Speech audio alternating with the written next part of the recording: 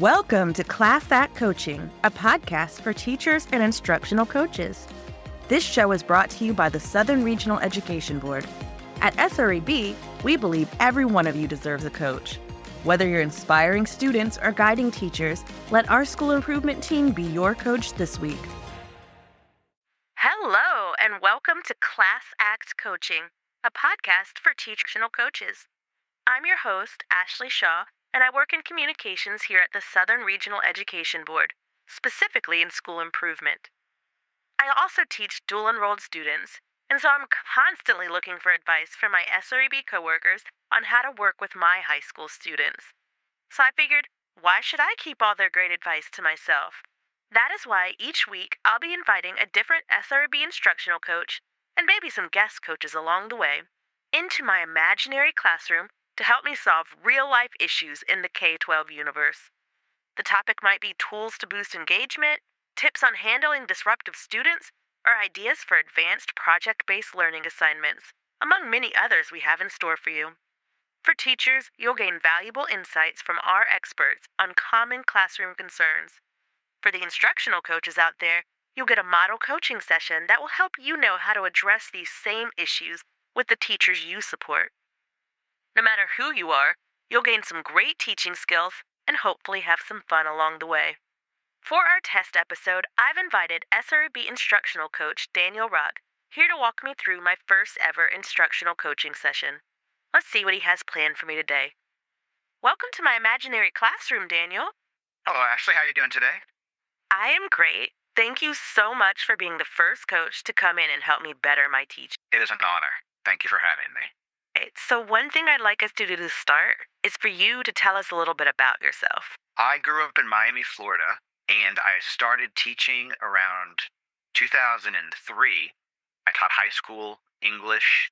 I went to a magnet school called Design and Architecture Senior High School. I taught there for several years, and I eventually got married and moved to the beautiful state of Georgia, DeKalb County, Georgia specifically, and I taught there for several years until I transitioned to instructional coaching. I worked a little while in the Georgia Department of Education, and now I've enjoyed working at SREB for about 10 years, where I've helped lead some of our literacy work over the last several years. Well, you sound really experienced, so I'm sure I can learn a lot from you today. Hopefully. We'll see. That'll be for you and the audience to assess. So, let me ask you this. What are you going to teach me today? I wanted to talk to you about how we can use some artificial intelligence tools to maybe supercharge some of your planning and save you a little bit of time. How do you feel about that? I love AI. I don't know how the audience feels. I'm sure there's some of them out there that are like, AI, no, that's what I've been avoiding. But I love it, so I'm excited. Can you tell me a little bit about how you've used it, either in school or how have you used it in your personal life? So in my personal life, I use it as a personal assistant. I will go on and be like, ChatGPT, what should I have for dinner tonight? Where should I go? What mechanic should I go to? I also use it in my classroom as like a lesson for brainstorming paper topics. But I haven't really used it for my own teaching. Let me ask you this. If you were to hire somebody to be your teaching assistant, right? What would be some of the traits that you would want from the teaching assistant? Quickness. I would like them to be faster than me at answering things and getting things done. There's so many fun parts of teaching that I love, but there are also some parts that are just time crunches that take up so much of my time. And if I could get past those hurdles, it would make it where I could do more fun stuff with my class. And I think something else that you didn't mention, but that's important, is they should be knowledgeable. You want them to know things. And that's something I would like to emphasize with a lot of people get caught up in the artificialness of artificial intelligence, but the intelligence part is mind-blowing. And the amount of information that it can pull together is beyond what any human can do. And so as teachers, I think there's a lot of possibility for you to have what you're asking for using artificial intelligence. What I'm hoping maybe is today I can give you some tips, some really quick tips on how to leverage artificial intelligence for your class, and maybe some resources that will also help you. Well, now, that definitely sounds great. I'm really excited. What are you going to do to help me get that? What we want to look at is something called chatbots. And chatbots are different from other websites that use AI. A lot of our teachers have heard of things like School, EduAid, things like that, Diffit. And these are all good websites. The issue is they have a cost at premium that makes them really effective. Whereas what I always say is if you can use a chatbot and you can ask the right question, it can do anything for free that you would get from a paid version. So I feel like I can save you some money by teaching you how to use a chatbot. We're going to use something called ChatGPT. And ChatGPT is the most famous one out there. And it's free, anybody can use it. There is a paid version, but the free one is very good. So we're thinking about AI, and AI is essentially another, think of it as like I said, a super assistant. You could also think of it as a super brain, right? Like just a brain that's plugged into all the information. So, what I want to share with you and our listeners is a way to supercharge the responses you get from your chatbots like ChatGPT and Gemini. And it's just simply an acronym. I love acronyms, they really help us remember things. I'm going to use an acronym called SPICE.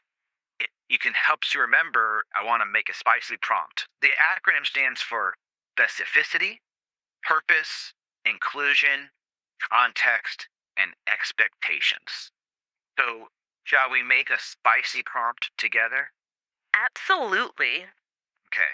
So I'm just going to ask you some questions as we go, as we look at this. This is a little worksheet that I'll put into the resources for everybody. And just so that you and I can look at this together, I'm sharing my screen and you can just see what I type in. That sounds perfect. And for everybody listening, I'll provide all of these resources he's showing me when we post the podcast. You'll find them in the podcast notes. So anybody that's listening to this at their desk or anything like that, if you want to follow along, feel free to use the resources we've included. Now, for those of you driving, wait. It'll be there. You'll see it later. But for now, I'll try to make the audio as clear as possible so that you don't need it. So be safe. So, first, tell me exactly what it is you're teaching. What is it that you are teaching students to do? Okay. So every semester in one of my classes, I have the students do this big research paper. And what I have them do is investigate a mystery. They pick their mystery at the beginning of the semester, and it's what they work on all semester long. And they can define what mystery means. I try to be as broad as possible with that so that they have a lot of freedom to pick their own topic. Is I do my own topic all semester long, and each semester I pick who murdered Jane Stanford. She was the founder of Stanford's wife, and she died mysteriously.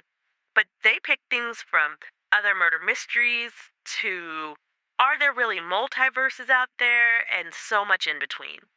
So I let them be as broad as possible with what mystery is.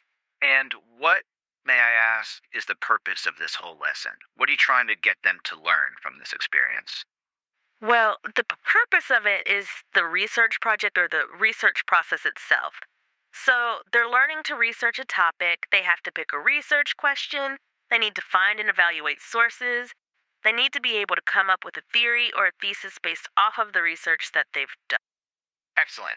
The next letter in SPICE is I for inclusion. When we put this in the prompt, what do you want to be included in the result? So I designed this project to be something that everybody will be interested in because they get to pick their own topic, but it's still a school subject in a school class and a lot of students.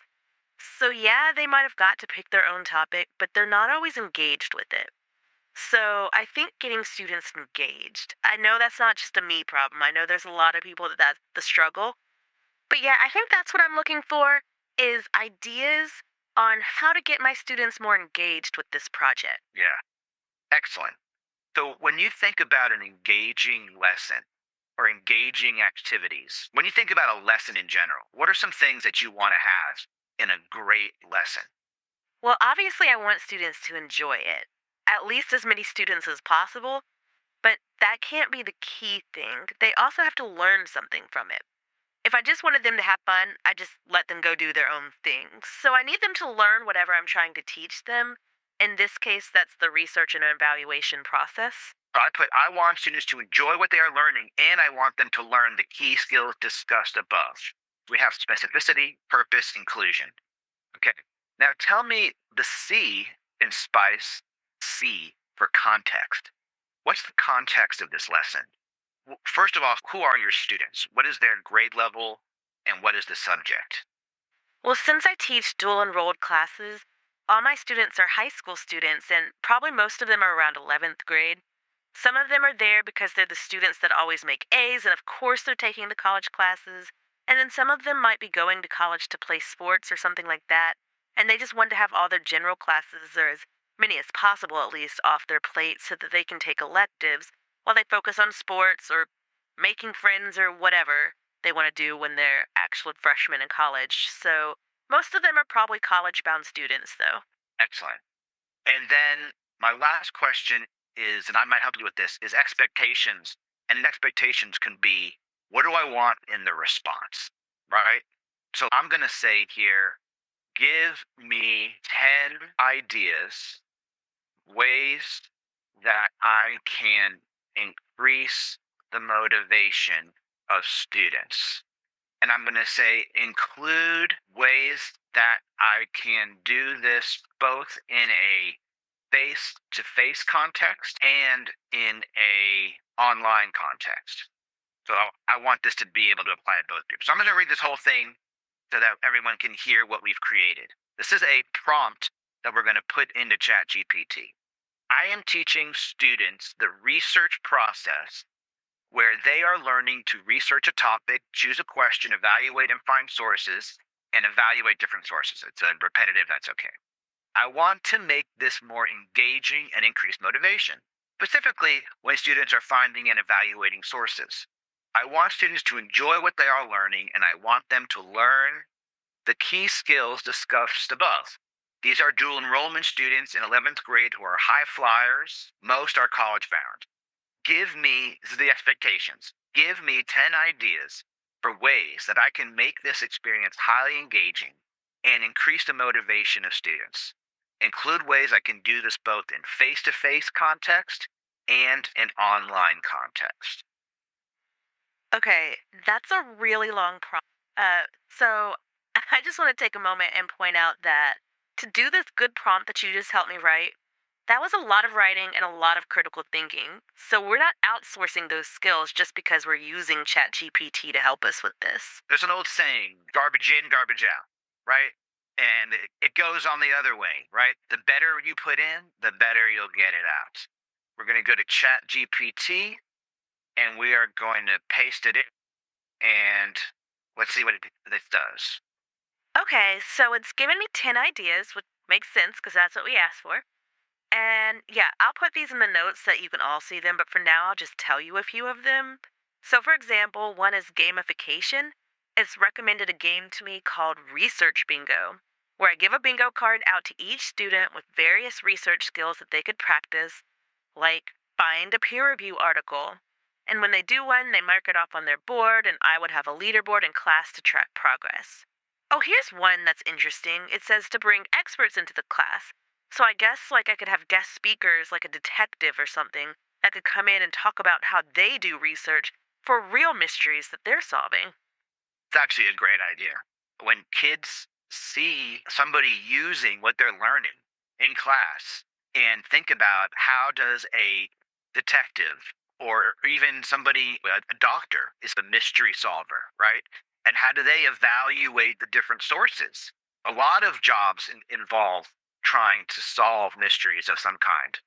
And to see that skill used or involve research. So I actually think that's an excellent idea. Yeah, I agree. So let's see what else. Create a podcast. That's what we're doing right now. Simulations and role playing. Now, that one I really like. That would be fun to me. I don't know whether students would agree, but I would love that. So, it's just telling me to have mysteries in class, to like reenact key events or debates. I actually do have a murder mystery night in class where we act out the mysteries, but I've never tried reenacting key events from real mysteries that we might be talking about in class. Sounds like you have a fun class, actually. I try at least. I don't want to be bored in class either. I definitely don't want them to be. We also see here competitions where they hold a competition for the best sources, evaluated based on a certain criteria, or a presentation showcase where they're going to present their research to an audience outside the class. And that's another big idea for teaching to increase motivation is give your kids an authentic audience. And so what I love what we're seeing here is we're seeing some evidence-based ideas, things that are effective. Some of them are, they're not all going to be winners, but they're all interesting. Now, I want to talk about the second component of using AI. First thing we talked about was the prompt and having a prompt that is specific, that is purposeful. You tell it what you want to include, you give context, and you share your expectations. That's key to getting information that is geared towards exactly what you want and what you're trying to learn. The second component of AI is iteration.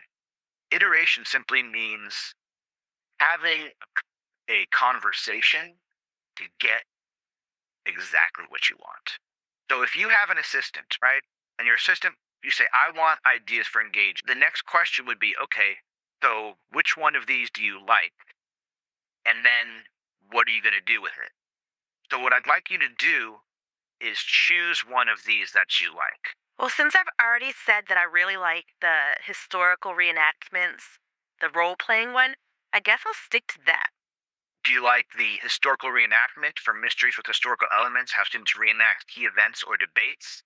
Or do you like detective role play? Let students take on the role of a detective solving their chosen mystery through a series of planned activities and presentations. I guess since I've done the murder mystery in class, I've kind of done that before, but I've never done reenacting key moments from mysteries. I think I want to do the reenactment. So what I'm gonna do is I'm gonna highlight it. And when I highlight it, it pulls up a little quotation mark, which means I can reply and it puts it down here. And I'm going to write here detail what this lesson looks like and what the teacher would do and what the students would do. Create a step by step lesson plan and any student resources they would need. Again, remember my spice? I'm still creating a spicy prompt. I'm giving the purpose, I'm giving the specificity, telling it what to include. Now, I'm not thinking SPICE, but I'm just thinking be specific. What do I want to include, right? Why am I doing this? So, what are you saying now? So now it's giving me a whole lesson plan, which does save me a lot of time. I'm assuming I'd want to go through and edit this if I was going to use it in a class, but the fact that it just pulled together a whole lesson plan in like 10 seconds is great because sometimes the hardest part is just getting started and getting it down on paper. Yeah, and it's broken down as what the student does, what the teacher does, what the student does, what the teacher does. So the teacher introduces the project, displaying the objectives, present examples. So now, if it knew how long my class was, like if I told it I have a 60-minute class, it would break it down that way too, right? We didn't include that, did we? But if I made it even more specific, using your term, and told them the length of my class, then it would tell me things like spend 5 minutes on this, spend 10 minutes on that. I'm going to write, I'm going to iterate. This is a 60-minute class. Break down how much time spent on each activity. Okay, now it's telling me 5 minutes for the introduction and objectives, 10 minutes for the proposal check in, 20 minutes for script writing, 15 minutes for this, 10 minutes for that. It's perfect. Good. So the other thing is assessment. How are the kids going to be assessed? So I'm going to look up here, and I noticed it said rubric for assessment, right? So I'm going to click here. I'm going to say create a rubric for assessment. Now, if I was the teacher and we had more time, I'd pull up the learning standards that lay out exactly what students are supposed to learn in the research process. But since we don't have that, I'm just going to say create the rubric for assessment. and it's going to make a rubric based on its understanding of research, which may not be the same as yours. So you would then, it's going to be much better, again, because we're being spicy. It's going to be much better if we are specific and we tell it what needs to be included, what's the purpose, all of those things. Can I share with you a bonus tool? I just want to point out that we've been talking for like half an hour, and you just helped me create a whole bunch of ideas for my class, pick one that I liked, create a lesson plan for it, and get a rubric for that lesson plan. Now you're saying that there's also a bonus tool you're going to give me. So you've been a great guest. Of course you can give me a bonus tool. So I'm just going to share my screen one more time, because what I find is a lot of teachers don't know where to start. And so what you see here, and this is going to be posted for everybody, is a cheat sheet. And on the left-hand side, you'll see challenges or issues that a teacher might have and they want help with. For example, fostering background knowledge, right? How do I help build background knowledge with students who don't know anything about what I'm talking about? Or I want to increase choice. I want to gamify learning. I want to help make content applicable. These are all challenges that teachers have. So what a teacher can do with this resource here is to plug in their subject, the topic, and some additional information, maybe like the type of assessment or activities, or if there's a project that they're working on, and it will make a spicy prompt, right? Wow, this is great. Thank you once more. I will definitely be using this, and hopefully other people will too. So that bell means we are almost out of time. And before we go, I know that you brought me some homework so I can practice the skills you just taught me. What's my homework? I want you to create from scratch a spicy prompt that uses SPICE. Okay, so I'm going to go work on that, and I'll share what I come up with on social media. And anybody out there who wants to create their own spicy prompt with me, please feel free to share with us. We'd love to see what you come up with. You'll find all of our social media handles in the notes for this podcast. So thank you for coming in, Daniel. I mean, I really appreciated everything you taught me. It's my pleasure. I enjoyed it. And I feel like this was something that I'll actually use in my own classes. And hopefully everybody listening can use it too. So for all of you listeners, thank you for joining us in our first ever episode. Let us know your feedback in our survey, and then tell us if there's any topics you'd like us to cover in future episodes, which we will be producing this fall. So see you next time. Thank you for listening to this episode of Class Act Coaching, brought to you by the Southern Regional Education Board. SREB is a nonprofit dedicated to improving education from pre-K all the way to PhD and into the workforce. Visit sreb.org for resources on instructional practices, teacher data, career pathways, and more. And don't forget to like, subscribe, and follow us on social media. You can find us on Facebook at SREB-School Improvement and on Twitter/X and Instagram, both at SREB Education. See you next week.